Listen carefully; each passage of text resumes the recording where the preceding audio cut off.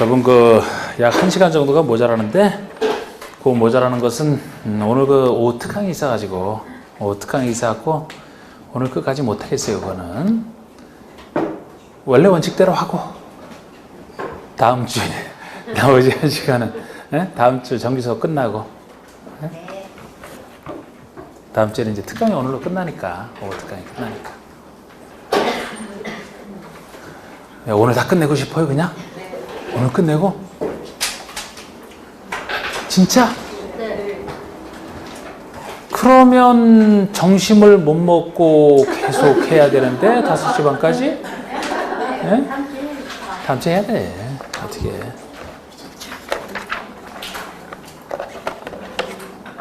자, 정책 보시고 농지법에서 자, 우리 농지 개념을 보시면 자, 법적 지목에 불문하고 농지 지목에 상관없어요. 뭐 실제 현상으로 항상 따진다 그랬죠. 실제 현상이 다음 용도로 농작물 경작에 이용되거나 단연성 식물 재배지로 이용되면 다 농지로 봅니다. 그래서 단연성 식물이라는 것이 여러 가지 목초, 정묘, 인삼 등이나 과수, 뽕나무 등 생육기간이 적어도 2년 이상인 식물 재배지로 쓰는 거. 그리고 특히 조경, 관상용, 수목이란 보통 나무와 달리 조경이나 관상용 수목과 그 묘목이라면 손이 많이 가기 때문에 이건 농지로 본다고 했잖아요. 산지로 안 보고.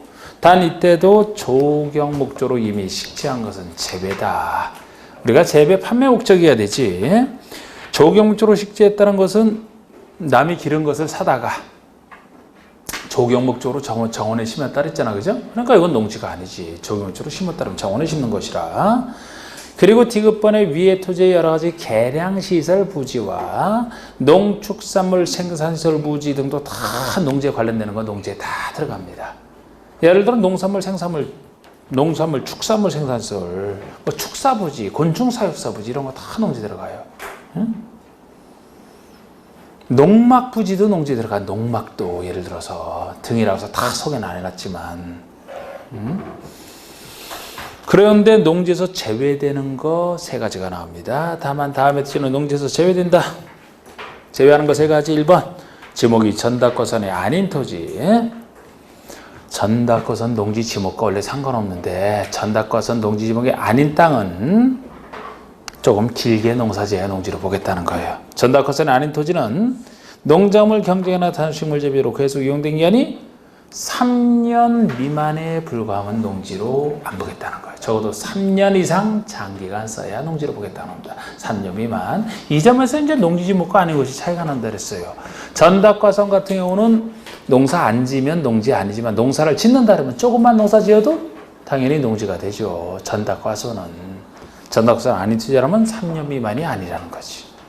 이번에 지목이 임야인 토지다. 지목이 임야라면은 산지 전어화를 거치지 않고 농작물 경작이나 단식물 재배에 계속 이용되는 토지. 산지 전어화를 거치지 않았다는 얘기는 산진 상태 그대로. 산진 상태에서 아무리 농사 지어도 그대로 산지로 보겠다는 겁니다. 농지로 안 보겠다는 거예요. 임야에 대한 예외죠. 그 다음에 초지법에 적용된 초지. 초지는 초지법 적용을 받으니까 다른 농지법 적용받게 할 필요가 없잖아요. 따로 초지법이 있으니까, 특별법이 있으니까. 그거 빠지는 거. 그리고 농업인도 뭐 많이 했던 거 숫자 아닙니까? 농업인? 농업의 종사는 개인으로서 다음에 하나 해당하는 자. 자, 우리 농지 땅 기준에서는 1,000제곱미터 이상의 농지에 1,000 이상. 우리 1,000 미만이면 나중에 거기서 나오는 거죠? 1,000 미만이면 주말 체험 농지에서 1,000 이상 농지에서 농작물을 경작 재배하거나 1,000 이상도 소유하기 힘들다 하면 1년 중 90일 이상 농업에 종사하면 90일 이상 약 3개월이면 웬만한 농사 짓는다 했던 거예요. 약 3개월, 90일. 어느 것 하나. 3개월 잠깐 농사지어 1,000 이상이든지 아니면 90일 이상이든지 아니면 농지에 330 이상 100평입니다. 330제곱미터 이상의 고정식 온실이나 버섯 재배사 비닐하우스 등을 설치하여 농작물 경작 재배하는 자. 맨 땅이 질 때는 1,000 이상, 시설 농업할 때는 330 이상, 시설 농업할 때 자, 우리 축사가 농지기 때문에 축산업에 종사하는 자도 농업인이다. 축산업에 종사하는 자는 뭐 바로 했듯이 우리 그 가축부터가 IQ 제일 좋아요. IQ. 가축 다음에 새 종류가 나오고 그다음에 곤충이 나오잖아. 순서로 한 상태에서 가축의 크기는 대중소로 나누고 처음에 대가축만 2로 시작하지 나중에는 10, 100, 1000 이렇게 올라갔다 다시 10으로 떨어지는 10이랑 관련해서 보시면 돼요. 기억하실 때 소 같은 대가축은 2마리 이상 이것만 2두 돼지 같은 중가축은 10두 토끼 같은 소가축은 100두 닭이나 오리 같은 가금이면은 1000수 꿀벌 같은 곤충이라면 다시 10군으로 떨어진 10통 10군 이상 대중소 그 다음에 가금 꿀벌 이렇게 해갖고 10, 100, 1000 넘어 올라갔다가 다시 10으로 떨어지는 아니면 1년 중 120일 이상 축산업에 종사하는 자 아까 넣어본 90일 여기는 120일 이것도 왜 120일이냐 10이랑 관련되어 있네 이것도 1년이면 12개월이고 각 한 달에 뭐 10이면은 딱 이것도 120일이 딱 되네 그래서 주로 이 축산업에 관련된 것은 대가축만 2마리고 나머지는 다 주로 10이랑 관련되어 있다 1년 중 120일 이상 또 그 아래 역시 비슷해요 농업 경영을 통한 농산물의 연간 판매 1년 동안의 판매 기준이 자기 경영을 통한 판매기예요 120만 원 이상 이것도 한 달에 10만 원 걸 주로 10이랑 관련됐네 120만 원 이상 이렇게 이 중에 하나 농업인 농업법인이라면 영농조합법인과 농업회사법인을 합쳐서 농업법인이라고 합니다. 근데 농업회사법인은 영농조합법인보다 좀 더 까다로운 거예요. 적어도 업무 집행권자 중에 3분의 1, 3명 중에 1명은 농업인으로 구성되는 회사법인 둘을 합쳐서 농업법인이라고 합니다. 농업경영이라는 것은 농업인이나 농업법인이 자기 계산과 자기 책임으로 농업을 영위하는 것을 경영이 되고 이 농업경영이 가장 기본이 되는 겁니다. 자경은 경영보다는 조금 더 좁은 개념을 했어요. 경영과 달리 자경은 자기 소유 농지를 전제로 합니다. 남의 땅을 가지고서 자경한다고는 안 해요. 남의 땅 갖고 경영할 수는 있어요. 자기 경영에 쓸 수는 있지만 남의 땅 갖고 자경은 못합니다. 자경은 자기 소유 농지를 전제로 하는 거예요. 농업인이 그래서 좀 좁아. 자기 소유 농지에서 농작물 경제나 단수식물 재배, 상시 종사하든지 아니면 농작업에 적어도 작업을 요하는 농사라면 반 이상을 2분의 2 이상을 자기 노동력에서 경작 재배하는 것과 농업법인이라도 그 소유 농지에서 농작물을 경작 재배하는 것을 차경이라고 합니다.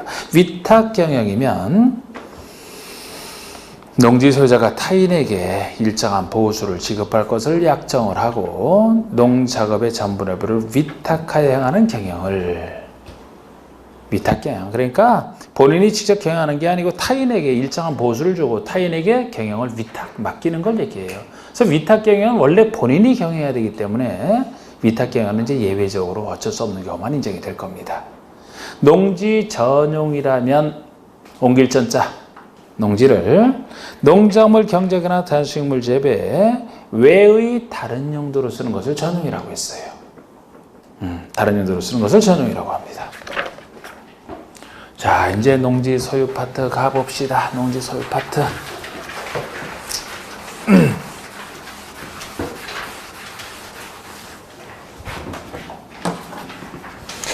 자, 우리 농지 소유 파트는 이 농지 소유에 관련된 것이 농지법 전체를 흐르는 대원칙이 되는 건데 원칙은 농지는 자기 농업경에 이용하나 이용할 자가 아니면 소유하지 못한다. 원칙이 경자유전이죠. 줄이면 경영할 자가 소유하라. 경자유전, 경영할 자가 소유하라.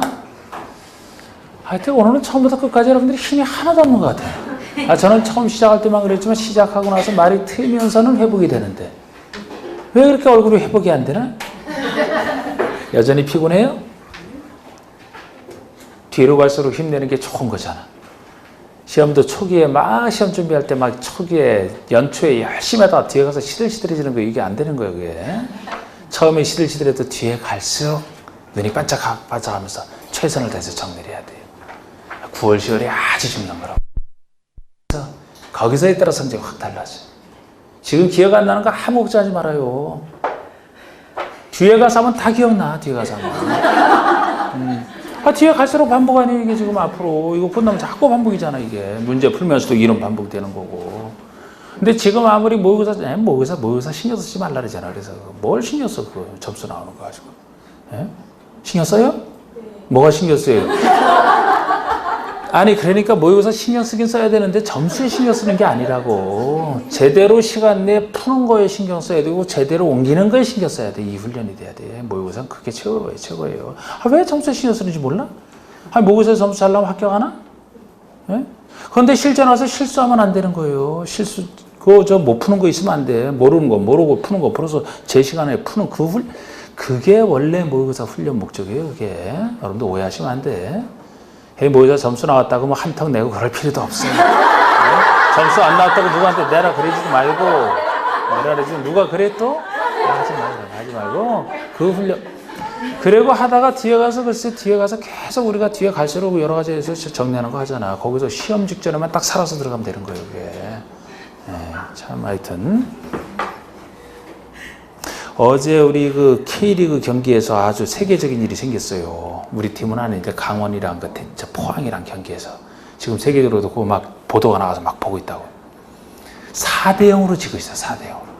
4대 0으로 지고 있다가 5대 4로 역전시켰어요. 야구 경기도 그건 힘들어. 그렇게 되는 건. 그렇게 점수 많이 나오는 것이. 근데 세계적으로도 4대 0으로 지고 있다가 4대 4로 이렇게 끝난 건 한 번 딱 있어요.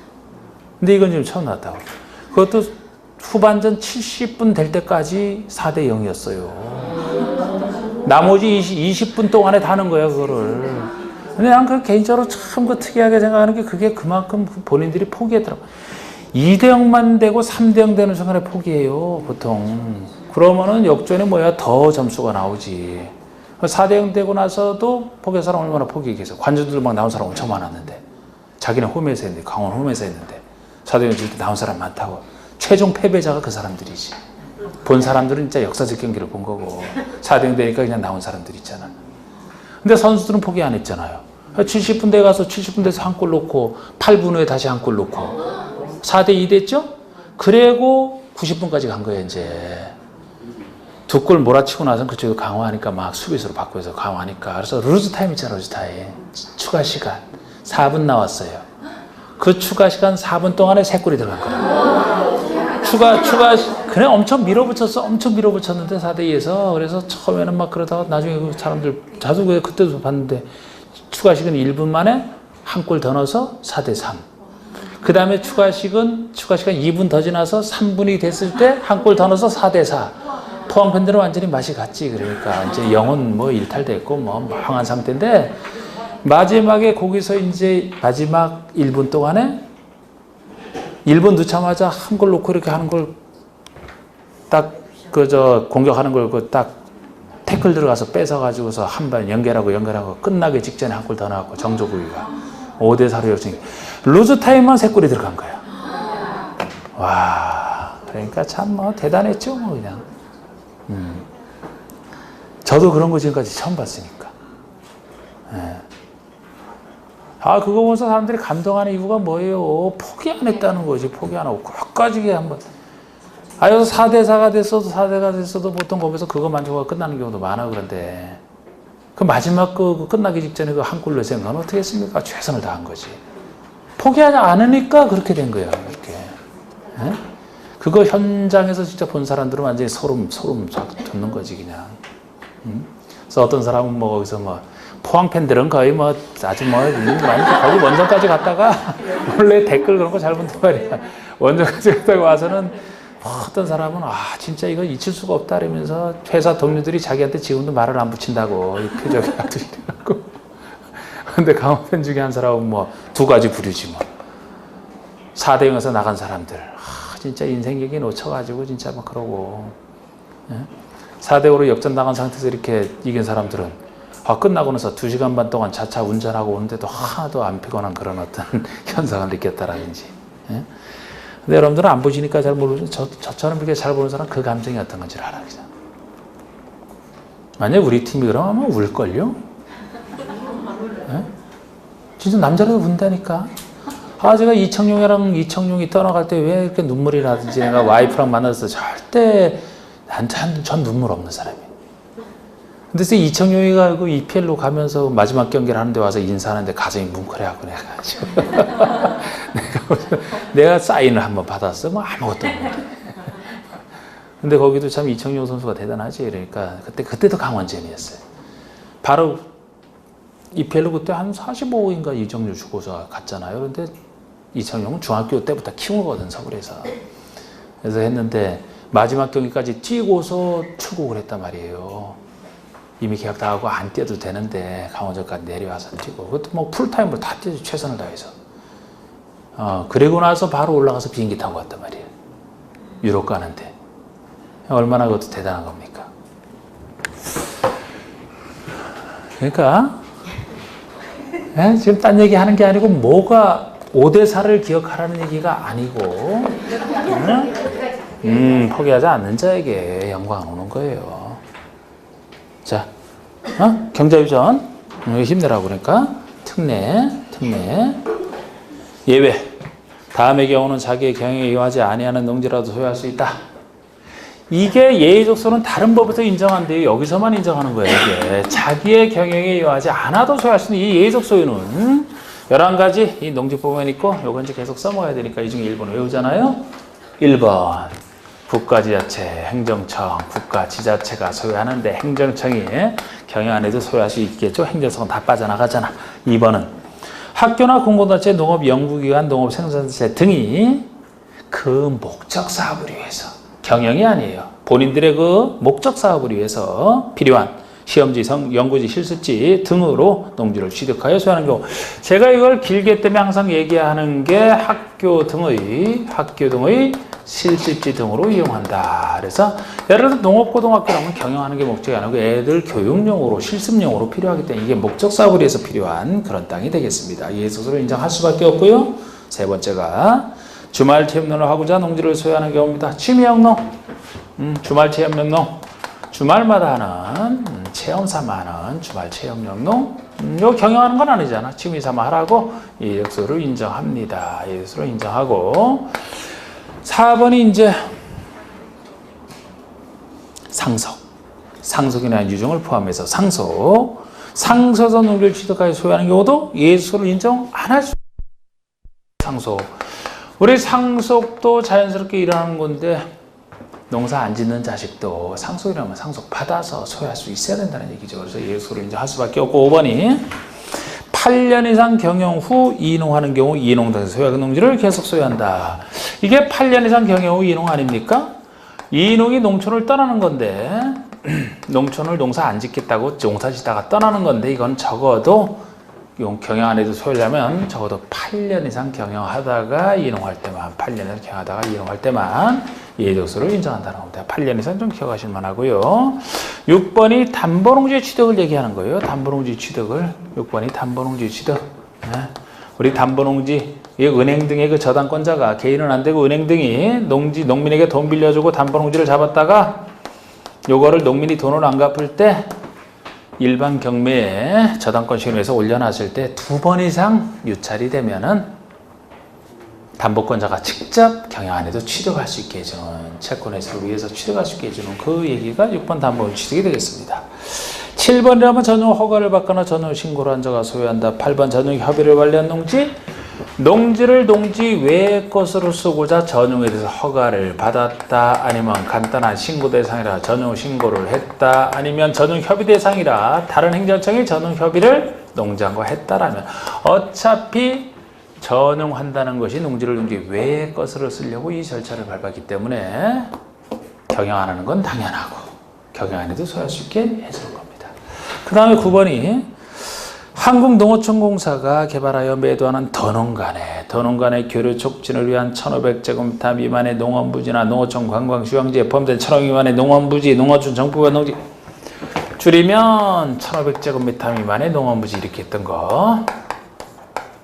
1,500제곱미터 미만의 농원부지 등, 여기 농원은 농업 경영할 목적은 아니고 아까 얼핏 나왔듯이 그냥 도농 간의 교류 촉진에만 도시민의 농촌 체험을 위해서 아니면 농어촌 관광 휴양지에 있다라면 농어촌 관광용으로 쓰이는 거 아닙니까? 경영안에도 이 정도라면 1500제곱미터 미만에서는 경영안에도 예속서를 인정하겠다는 것이고, 그 다음에 10번 얘기가 농업진흥지역 밖의 농지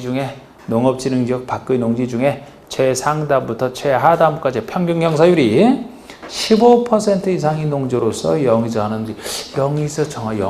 정식 명칭이 영농요건, 분리농지를 얘기하는 거예요. 영농요건, 분리농지. 정식 명칭이 뭐예요? 영농할 여건, 농사질 여건이 분리하니까 이건 농사지을 땅이 아니라는 거예요. 예? 법에서 분리하다는 건 못한다는 얘기예요. 왜 이렇게 분리해서 농사지을 땅이 아니냐? 평균 경사율이 진흥지역 밖의지가 평균 경사율이 적어도 15% 이상. 그래서 농원할 때도 1,500이면 여기도 15라는 숫자 나오는데 경사율 15% 이상도 좀 기억하실 만하고, 농업 경영 안 해도 소유할 수 있어야 되죠. 농사짓기 망가진 땅인데. 그리고 11번이 일정한 개별 법률 규정에 따라 취득한 무슨 법에야 요거는 이제 법률 규정에 따른 취득이니까 경영 안 해도 소유할 수 있는 예외라고 보시면 되는데, 맨 끝에 있는 것이 비축 농지 아닙니까?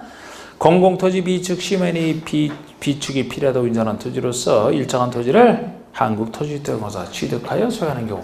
그러니까 11번이 일정한 개별 법률에 따른 취득이다라고 보시면 되는데, 다 보실 건 없고 맨 밑에 것만 다른 것과 구별할 필요성이 있다 나오기 때문에 공공목적으로 해서 비축해 놓은 땅, 비축농지라고 합니다. 공공목적으로 해서 미리 비축해 놓은 땅, 한국토지주택공사가 그걸 비축하고 있다가 나중에 공공사업 한다면 그때 가서 거기다 하게 하면 편하게 할 수 있으니까 비축농지를 얘기해요. 여기까지가 예적 소유고, 그 다음에 방가로 이번에 임대 사용대를 한다 그러면은 법이 허용하는 바에 의해서 농지를 임대하거나 사용될 때는 자기의 경영에 유용하지 아니한 농지라도 그 기간 중에는 계속 소유할 수 있다. 우리 임대 사용대도 뒤에서 이제 농지는 원래 본인이 경영해야 되기 때문에 예외적으로 빌려줄 수 있는 경우가 있는데, 거기에 해당돼서 예외적으로 다른 사람에게 빌려준다라면 자기가 경영하는 건 아니잖아요. 남에게 빌려주니까. 그러나 빌려주는 동안에는 경영 안 해도 소유할 수 있어야 계속 빌려주죠. 그 얘기고요. 방가로 3번에 이 법에서 농지법에서 허용된 경우를 제외하고는 농지소유에 대한 특례를 정하셨다.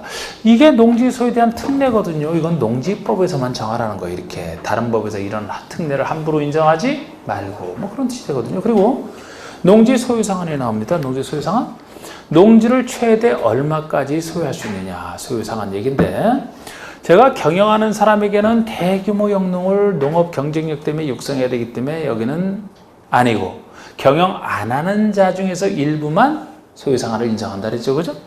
요거 세 가지죠. 뭐 요거 경영 안 하는 자에서. 그런데 요거는 자체로 경영 안 하는 거예요. 이것도 이농이니까 경영 안 한다는 게 나타나 있어요. 근데 상속마각은 경영하는지 안 하는지 몰라요. 그래서 우리 상속받은 중에서는 이걸 표현해야 되죠. 상속받은 중에서는 경영하지 아니하는 자만. 다른 건 뭐 그런 말이 필요 없고, 세 가지. 그래서 양가로 1번에 상속농지는 상속에서 농지를 취득한 자로서 경영을 하지 아니하는 자, 이 말이 들어가야만 된다는 거예요. 이 말이 빠지면 상속받은 중에서는 경영하는 사람도 소유상한이 있다, 이런 얘기가 되니까 안 돼. 상속받아서 취득한 자로서, 상속은 저절로 받는 거예요. 지분에 따라. 상속받아 취득한 자로서 반드시 경영을 하지 아니하는 자만, 그 중에서 상속받은 농지 중에서 1만 제곱미터까지 소유할 수 있다는 겁니다. 1만까지만 소유하면 돼. 그러면은 만약에 더 많이 받았다 그러면 초과분이면, 소유상한 초과분이면 나중에 처분 의무가 생긴다 그랬죠? 처분 의무가 생기면 이제 팔아야 되고, 안 팔면 뭐 이행하지금 나오고 막 그래요. 두 번째, 이농. 8년 이상 경영 이농. 이농 자체가 농사 안 짓는 걸 전제로 해요. 이농 자체 소유농지, 여기서 똑같이 1만까지만 소유할 수 있고, 소유상한 초과분을 팔아야 된다는 건 똑같습니다. 자, 주말 체험농은 특이해요. 주말 체험농 농지. 주말 체험농을 하고자 하는 자는 1000제곱미터 미만, 1000 미만의 농지를 소유할 수 있다. 그런데 취미형 농이니까 만도 너무 많죠. 1000 미만인데 세대원 전부가서는 총면적으로 계산한다는 것도 1, 2번과 다른 얘기예요. 아까 1, 2번 그거는 개인 소유 면적이거든. 세대 원당. 근데 여기는 세대원 소유가 세대원 전부가 소유한 총면적으로 해서는 요거를 더 줄임말이 세대당 면적이죠. 세대원 전부가 소유한 면적이라면 세대당 면적이 세대 원당이 아니고 세대당 면적. 이거는 어차피 같이 취미용하는 것이니까 개인별로 따져서는 안 돼요. 세대 전체 1000 미만입니다. 그리고 여기서도 양가로 4번은 임대 사용대 사유 중에 하나를 여기랑 관련이 있어 먼저 끌어다놓은 건데 이 취미영농 할 때만큼은 본인이 취미영농에 직접 써야 되기 때문에 쓰지 않고 남에게 빌려주는 사유 자체가 없어요. 그런데 아까 상속이나 이농 같은 경우는 남에게 빌려줄 수 있거든요. 그래서 임대 사용대 규정 중에 일부를 이용하게 되면은 팔지 않고 처분은 안 걸리고 임대 사용대하는 기간은 소유할 수 있어요. 그래서 다음의 농지가 두 가지야. 상속과 이농. 아까 상속과 이농 다음의 농지를 한국농어총회사에게 위탁하여 한국농어총회사에게 맡겨서 임대 사용대를 한다라면은 소유상환을 초과하는 농지라도 그 기간 중에는 계속 소유할 수 있다. 아래 상속과 이농. 그러니까 상속과 이농으로서 그 소유상환 초과하더라도 이거를 무조건 한국농어총회사에 가서 맡겨가지고 그러면 농어총회사가 임대 사용대를 이제 알아봐서 해주거든요. 그럼 남에게 빌려주는 그 기간 동안에는 소유상환 초과하더라도 계속 소유할 수 있다는 거. 이러면 처분은 안 생기죠. 이 규정을 이용하게 되면. 근데 주말체육농은 이 규정 이용 못합니다. 남에게 못 빌려주기 때문에. 자, 농지 취득 자격증명. 자, 여기 옛날 했던 거. 여기서 우리 하나 외우고 마는 거 있잖아. 새로운 농지를 취득할 때는 이게 농지법 전체를 흐르는 대원칙이라 했잖아. 경영할 자가 소유해야 된다면 당연히 누가 취득해야 돼? 역시 농사 지을 사람이 취득해야 된다는 거예요. 그래서 새로운 농지를 취득하려면 다른 얘기가 없으면 농업이든 농업법인이든 뭐든 새로운 농지를 취득할 때는 농업 경영 계획서를 작성하여 나는 농업 경영을 어떻게 하겠다, 농업 경영에 대한 계획서 요거를 작성하여 요걸 작성해야 이제 요 심사하는 사람이 요걸 보고 판단하거든요. 농업 경영서를 작성하여 농지 취득 자격 증명을 농지 취득할 자격이 있는지 없는지 증명을 발급받아야 취득할 수 있게 해놓은 거예요. 농지증 발급을 받아야 취득할 수 있게 해놔야 본 농민이 취득해서 농사짓는 데 쓰니까. 그런데 이때도 누구에게 발급받은지가 특이하다 그랬죠? 시구읍면장에게. 자, 우리 농지법에서도 간단한 일이면 시장에서 구청장이 주로 하겠죠. 그런데 이 읍장은 군 밑에 있는 사람이잖아. 군수 대신에 여기에 들어갔어요. 요게 지자체장이에요. 요건 지자체 아닙니다. 그런데도 특별한 권한을 준 거예요. 그만큼 농민의 농지취득에 신경 쓴다 그랬잖아. 그죠? 여기는 몰라도 군이라면 너무 넓다는 거예요. 그래서 군에 너무 넓은데 이거를 군수 보고 확인하려면 제대로 확인도 못할 것이다. 비록 지자체가 안 했지라도 읍면장에 주면 좀 더 세밀하게 판단할 수 있다는 것이 시구 읍면장에 주는 게 특이합니다. 이렇게 발급받는 게 원칙인데 우리 여기에 대한 예외 하나, 여기에 대한 예외 하나, 예외 1은 발급받지 않고 취득할 수 있는 예외. 이거. 또 예외 2는 발급은 받아야 취득한다는 점에서는 원칙과 똑같습니다만 여기에 대한 예외, 경영에서가 필요 없다는 거예요. 아주 이게 경영에서가 필요 없다는 예외가 되는데 이 점에서 예외가 되는 건데 이게 참 특이한 일이다. 보통 이쪽 원칙이 이쪽 원칙으로 왔다라면 여기 경영 안 해도 소유할 수 있는 사람이면 본인이 경영할 사람이 아니니까 이 사람이 관련 농지를 취득하는데 왜 이거를 발급받게 합니까? 이쪽으로 와야 정상이지 경영할 사람이 아닌데 왜 발급받게 해요? 농지증을. 그런데 이 중에서 일부는 이렇게 오는 게 참 특이하다는 거예요. 글쎄 경영할 사람이 아니니까 경영이 있어도 필요 없다. 그런데 왜 발급받게 하냐고 이렇게.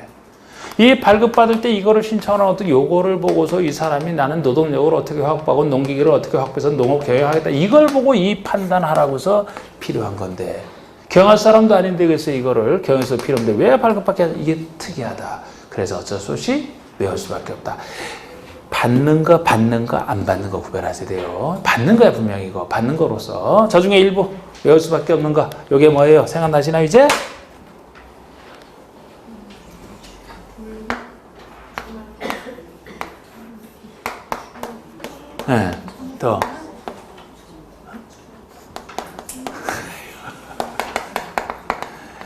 아니 분명히 알고 계시는데 제가 볼 때는 주말에 다이어트 하시느라고 다 주말 내내 굶으셨나 봐. 네? 최선을 다해서 말씀하시는 게 입만 방긋방긋 소리가. 자 이거 자 외우는 거. 불리함이 쌓여서 불리함에 있어서 기도하는 환경. 이걸 여러분들이 글쎄 쭉 다 얘기를 하면 제가 이런 설명도 할 필요 없어요. 저도 사실 이런 얘기할 때 아주 겸연쩍다니까 상당히 말할 때가. 불리함이 쌓여서 기도한다. 주여 그랬잖아. 허락하소서. 신학 천홍위원 공부할 것을 허락해달라는 기도문 형태를 이렇게 보이잖아. 딱 이 형태. 주어 목적어, 주어 동사 목적어 딱. 응? 이거죠? 분리가 뭐예요? 여기서 따온 거 분리농지요. 분리. 비추. 주말 치렀나? 저는 허가. 신. 협이랑 구별해야 되니까 학교된 십지. 분리비축 주어 신학 1500미만여가. 지금 체크한 거. 이거 따로 외워야 돼요. 발급 받아야 되는 예로서 엄청 나온 거예요, 이거. 농지법은 두 문제가 나오기 때문에 사실 반복 없어요. 그런데 이거 참 많이 반복된 거예요, 이거는. 분리비축 주어 신학 1500미만 발급 받아야 되는 예로서 경에서는 필요 없지만. 그리고 이게 나머지다 보시면 돼요. 이걸 따로 외우는 게 아니고 나머지 세 가지는 따로 하셔야 되고. 그냥 나머지. 근데 나머지라고 해 보세요. 아니 행정청이 자기가 치고 면적에 받겠어요? 안 받겠어요? 안 받을 거는 거. 이것도 전용법이 행정청이 하는 거라고. 행정청이. 다른 법에는 행정청이. 행정청이 하는 거잖아. 안 받아. 요건 받아야 돼. 요거는 안 받아. 에? 상속인데 상식으로 받겠어요. 저절로 상속받는 거로 맨날 그러는 건데. 이거 이농. 이건 아예 사유가 아니야. 여기서는 사유가 아니야. 새로 취득하는 게 아니라 농사 짓던 사람이 떠났을 때 기존에 가지고 있던 것을 계속 가질 수 있냐 문제이기 때문에 요거는 자연스럽게 여기서 빠져. 나머지라고 해 5가지가 되는 게 요거거든요. 이건 법률 규정이니까 당연히 안 받는다 보시면 돼. 이게 특이하지. 요거 담보노직도 그 자체 규정에 따라서 2번 이상 유찰되고 했을 때 하는 것이라 따로 발급할 필요 없다. 근데 이렇게 나오더라도 이걸 하나하나 기억하는 게 아니고 그냥 이거는 발급받는 걸로 나왔으니까 이것이 아니면 일단 예조수 중에서는 이것이 아닌 구체적인 얘기가 나온다면 안 받는다 보시면 되고, 요 3가지는 추가적으로 사실상 새로운 농지 취득이 아니라서 안 받는 걸로 기억하시라고 했죠? 이건 따로 기억하셔야 돼요. 이거는 요게 뭐예요?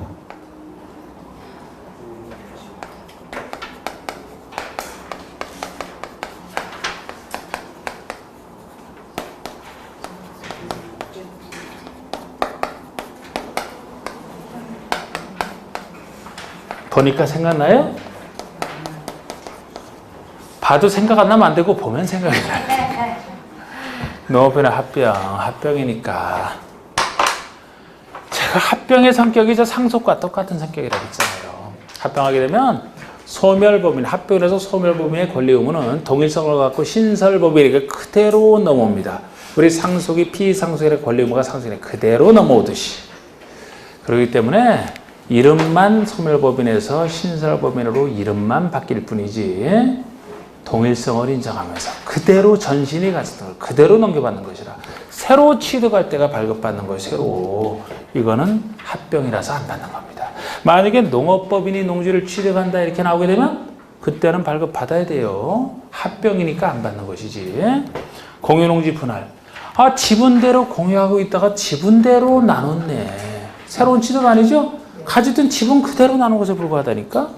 시효 완성이라면 우리 민법에서 그 20년 이상 점유 취득 시효가 완성이 됐다. 이름은 그럼 바뀝니다. 새로 취득자에게로 이름은 바뀝니다만 20년은 농사했던 그 농지 그대로잖아요. 사실상 새로운 취득이 아니라서. 이렇게 구별하는 거. 이거 아주 여기까지 중요한 거죠.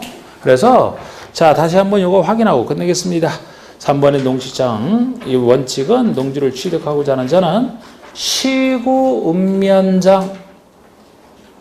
읍면장으로부터 농지증 발급 받아야 되는 거예요. 군수 아니잖아. 군수에 대해 읍장면에 들어갔다는 얘기고, 이 시구 면장에 관련된 권한권자는 직접 이렇게 농민의 농지 취득 직접 확인해주는 세세한 건 몇 가지만 있는 걸 써놓은 거예요. 거기다 써놓은 것은 시구 면장 밑에 써놓은 것은 공법증 농지증 아니면 농지 원부도 실제 농사를 누가 짓는지 그 농지 원부 작성에 대한 거 자경증명에 대한 거 농지임대차 확인자 요 정도만 시군면적이 하는 것이거든요. 참고로 보시라고 해놨고 이렇게 발급받아야 되는데 예외 보세요. 발급받지 않고 취득하는 얘기잖아. 1번 국가지자체, 2번 상속, 3번에 담보농지, 4번 전용협의, 5번에 일정 개별법률 규정 요걸 얘기하는 거예요. 나머지 5가지라고 했던. 예? 그리고 추가적으로 더 있는 게 6번에 농업법인의 합병, 7번에 공유농지 분할 또는 시효 완성까지 8번에 이렇게 법률에 의한 것도 더 있지만 됐고 양가로 2번에 발급 절차 보시면 경영계획서를 작성하여 발급을 시군면적에 신청하는 건데요. 예외 다음의 경우에는 발급 경영계획서 작성 없이 경영계획서는 필요 없지만 발급을 신청할 수 있다니까 발급을 받아야 되는 경우로 하세요. 발급 받아야 되는 경우로 요것이 뭐라고요?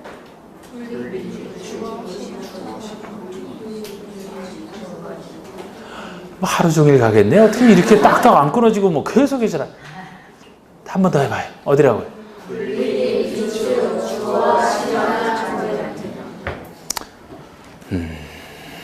그거 그대로.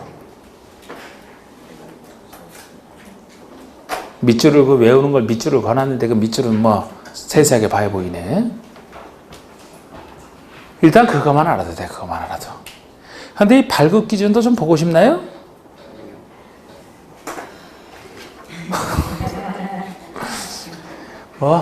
아이고 뭐 여유 있네. 뭐 다음에 1시간 더 하겠다니까 여유 있네. 발급 기준 그럼 살짝 보여드릴까? 다음 요건에 해당 시에 4일 내 발급하라. 다음 요건에 해당할 때 발급이 나오고 그때 4일 내 발급하라는 거예요.